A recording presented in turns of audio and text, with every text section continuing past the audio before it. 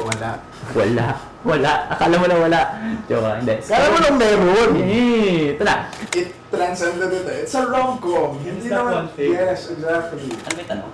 Did I audition? Why did you audition? Why did I audition? We're not out here to compete. Kung gusto niyo yung Gameboys, okay lang. Kung gusto niyo yung Hello Stranger, okay lang. Kung gusto niyo kami, okay lang. Gusto ko yung Gameboys. Yeah.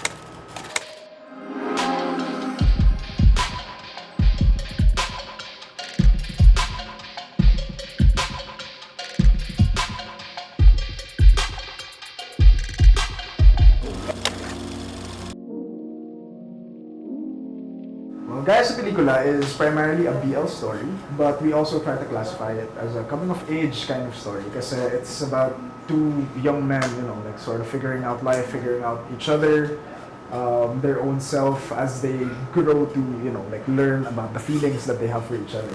But also, we try to classify it as a rom-com because the primary goal here sa project nito in particular is to show na yung all of these like straight rom-coms that we see, if ilagay mo siya sa gay context, pwede din siya. Like, gumagana siya. And, like, gay people go through the same, like, kinds of love stories that straight people go through. And, it's just that hindi lang siya napapakita on film. So, yeah.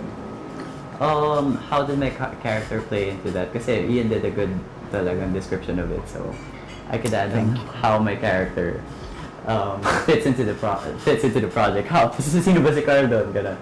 So, Wala. Akala mo na wala. Joke lang, hindi. Kala mo lang meron. Ito na. So, si Carl is, everyone. Carl is every single gay kid who is a freshman. So, parang freshman, gay, closeted gay, and wants to shift to film. So, that's basically like everyone. Kasi all of us at that age have existential crises, and then so much stuff that we have to unpack, and then with a new environment in college, diba? So many things that we have to navigate through. So I believe that a lot of people could relate to Carl, and that his struggles are similar to a lot of people, to a lot of kids, to a lot of gay freshmen that's how he fits into the narrative, because he's basically super relatable, because he's just like you and I back when we were in college, to us gay kids.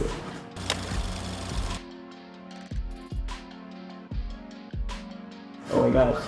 I think si Vlad kasi is somebody who is, trying to prove something in this world, trying to be as perfect as he can be because he wants to prove na, hey, I'm here, like, despite everything that happened to me in the past, which, viewers will, like, sort of figure out later on.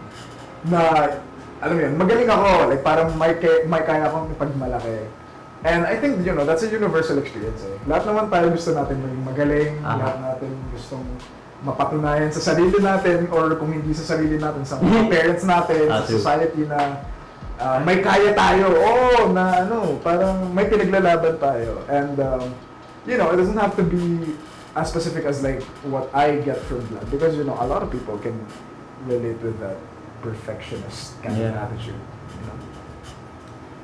Ako, Carl, that I found myself in him, talaga was a sense of wonder in how he navigated through these experiences that he found all of them are new, novel experiences for someone who just entered college, diba? Who's someone who has just made friends, who's diba, learning about the culture that is that surrounds yung mga dilemmas niya. So we've all been there. We've all been there talaga na, and in a matter of like 7 episodes, in a short amount of time, you see Carl grow so much through the series, and diba, I think it's helpful for the audience talaga to see themselves in that light, and to take it as it is, and navigate through those experiences with like just being in the moment and having the heart to push through these things. Parang basically yung like everything that new that he experienced, parang how he grew from it. Yes, diba? yeah.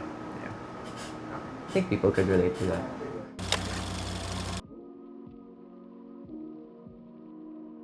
We did watch a good number of episodes of Together. We sort of like studied yung mga different tropes in BL, different kind of, yung mga beats, mga like what makes a BL a BL. Yes, that's true.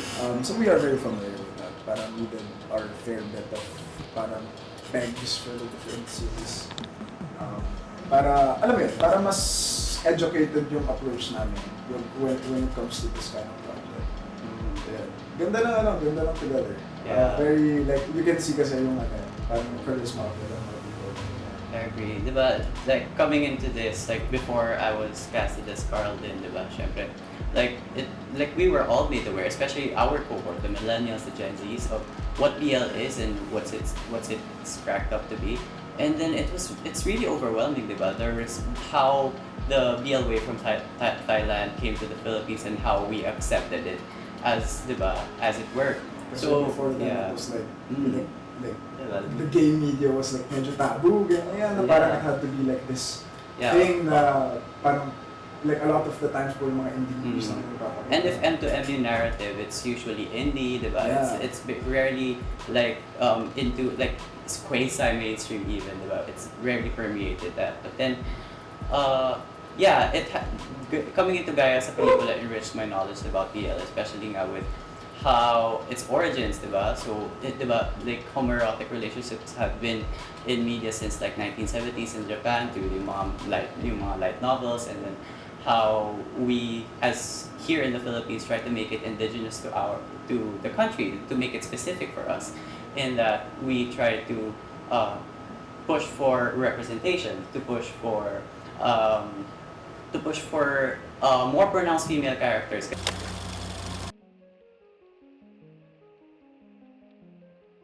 We auditioned. Parang very familiar with the project, definitely. Kasi, like, this was during the time na the BL wave was sort of happening, you know. So, and I was familiar with the work of the people behind the team. So, it was something that I was very much interested in. And yun nga, like what we talked about kanina, there are so many tropes na in gay media na we sort of see. And the reason why I sort of wanted to do this, aside from the team of course, is because I saw that the story was something that sort of, alam mo yun, parang it transcended it. It's a rom-com. Hindi naman, yes, exactly. Parang hindi naman siya Kasi when like let's say even Love of Sayang, right? Parang it still falls into the kapag gay love, kailangan tragedy, ganyan, kailangan sobrang sad na story, ganyan. And parang with this wave of BLs, we see na, like, it's just love. Parang people just wanna love. Like, gay stories don't have to end with like super sad stuff. You know what I mean? That's true. So, I auditioned for the project din naman in the same way. Yeah, it has transformed my view din naman of BL as a whole, and so through the process I see na parang everyone has put in their different opinions, diba, through fan art, through their own, diba, as in minsan may mga spin-off na ginagawa, may mga conspiracy theories na sa mga Discord groups, so parang it's just an amazing thing na, from then auditioning and then through the series of audition and how I got, ano may tanong? How did I audition? why did you audition? Why did I audition? So I auditioned. Or why did you do it in the first place? Well, because it was close to my lived experience simply. Because as an LGBTQIA plus individual, diba, I believe na parang it was my responsibility to put it in the limelight, the performance that was close to my lived experience, so that people could find it in themselves that it is possible for them to.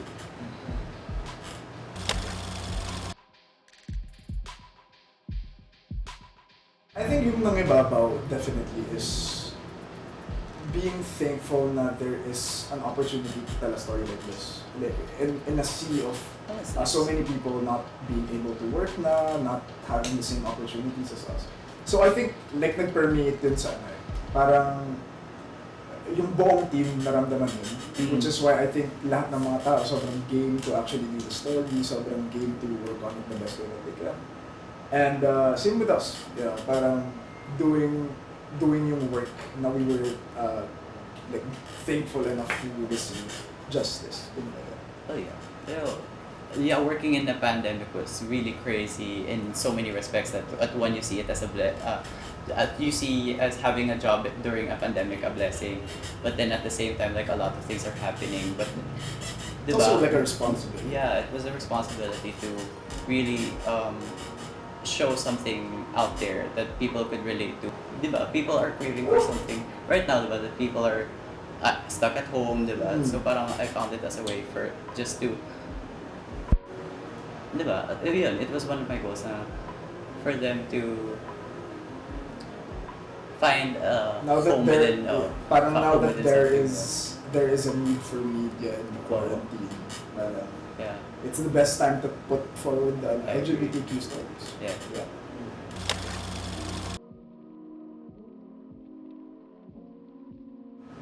I think the pressure came from doing the story justice, not yung competition aspect. Kasi one thing we always say in the production is, we're not out here to compete. Kung gusto niyo yung Gameboys, okay lang. Kung gusto niyo yung Hello Stranger, okay lang. Kung gusto niyo kami, okay lang. Gusto ko yung Gameboys. Yeah, I mean like, yeah. So parang, the goal here is not for us to compete, but rather to bring forth more gay love stories na have so long been in the dark na hindi pa natitel.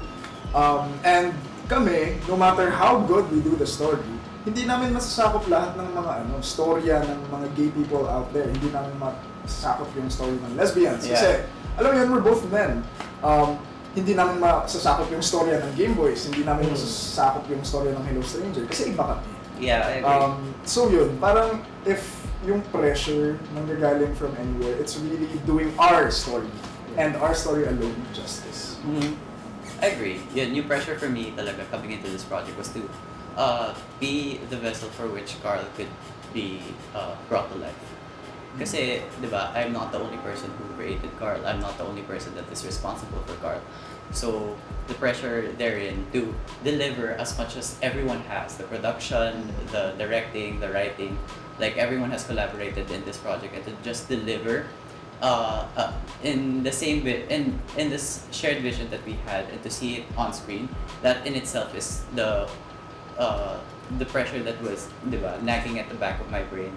But then now that I see it as fulfilled, parang I've found how to navigate it better na. Now the pressure comes from, since so many people have loved it, diba? So many people are loving it, that so many people that, diba, there are so many fans, as in sobrang dami ng artwork, is to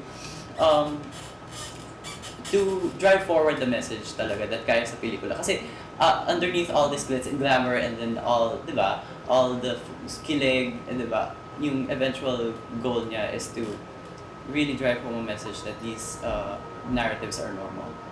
And diba, kasi behind the lens, diba, we see queer people, but why do we not see it in front of the screen?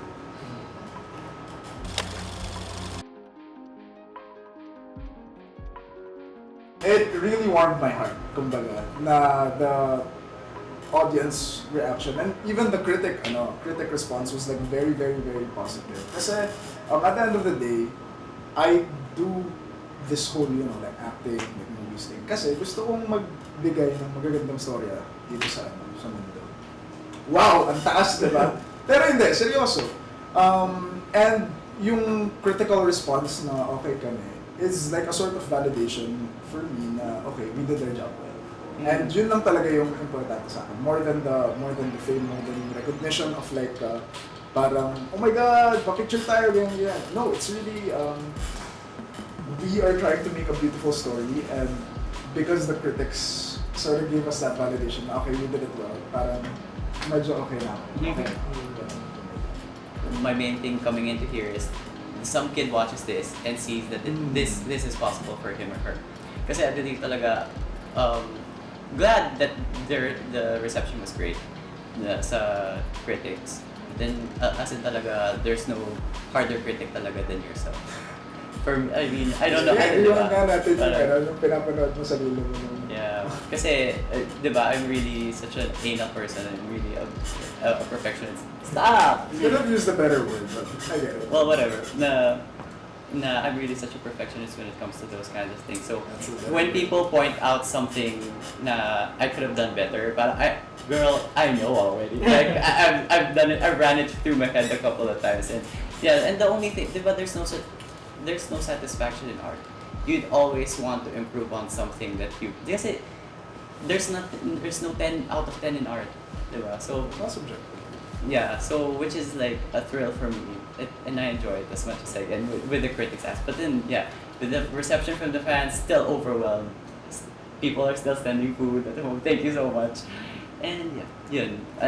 Right now, yun. Nandun yung pressure sa akin is to deliver as much as I can to the people that have, diba? Kasi mostly, yeah, people are still marginalized. So to deliver to that cohort as much as I can to whatever way I can, diba, is something that I'm still working on.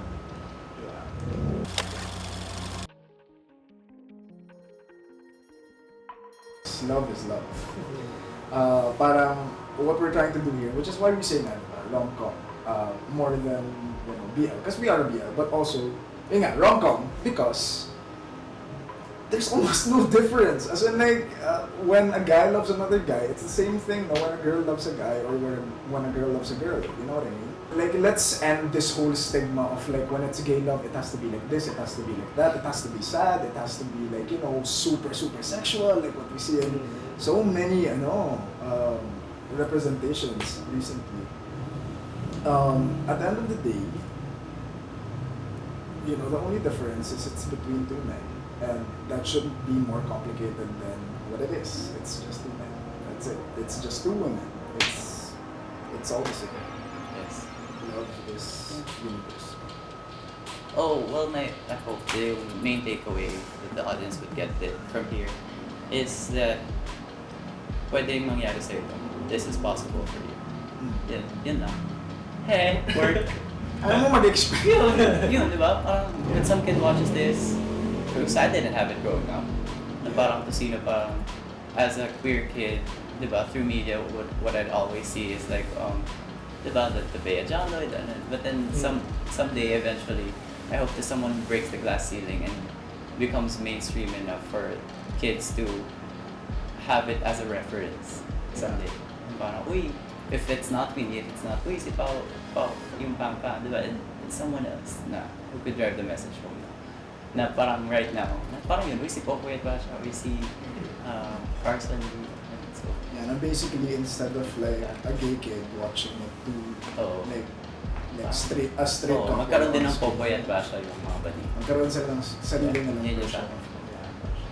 I'm Leo Pangilinan playing the role of Vladimir Austria on Esguerra. Hello, I'm Paolo Pangilinan and I play Carl in Gaya sa Pelikula.